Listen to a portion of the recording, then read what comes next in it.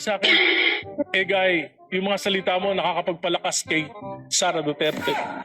Sabi ko, mali yan, Secretary.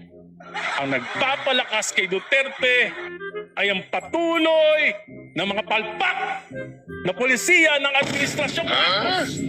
Kahit paanong sabihin mo, ang malinaw, ikaw ay natanggal na sa minority block.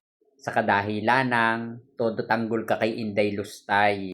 Hindi ka na makakatanggi at kahit itanggi mo, pero ang kinikilos at sinasabi mo, lahat ay nakadepense kay Inday Lustay. At ikaw lang naman at saka mga DDS na bobo ang nagsasabing malakas si Sara. Alam nyo ba kung bakit nagte-trending si Sara? Dahil marami ang bumabati ko sa kanya. Marami ang kumukundi na sa kanya.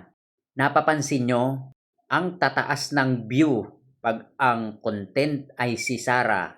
Pero hindi ibig sabihin nun, malakas si Sara. Yon ang patunay na maraming ayaw kay Sara. Bakit ba patuloy na nagte-trending si Sara?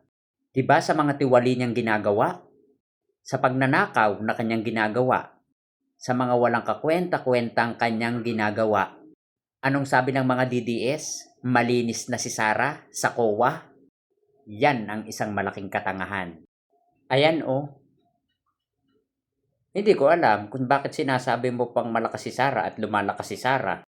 So, intindi na kayo ay pro magnanakaw, hindi kayo anti magnanakaw. At saka wag ka na magpalusot. Parang ikinakahiya nyo ang pagiging Sara Duterte supporter Parang ikinakahiya nyo ang pagiging DDS. Sa bagay, nakakahiya naman talaga. Yung magtanggol ka sa nag-iisang salot ng bansa, walang ginagawa, pabigat sa bayan. Nakakahiya nga yun. Pero baka may benepisyo kang nakukuha, kaya tigasan na lang ng sikmura. Ito lang ang sasabihin ko sa iyo. Mukha kang burat na hindi tuli.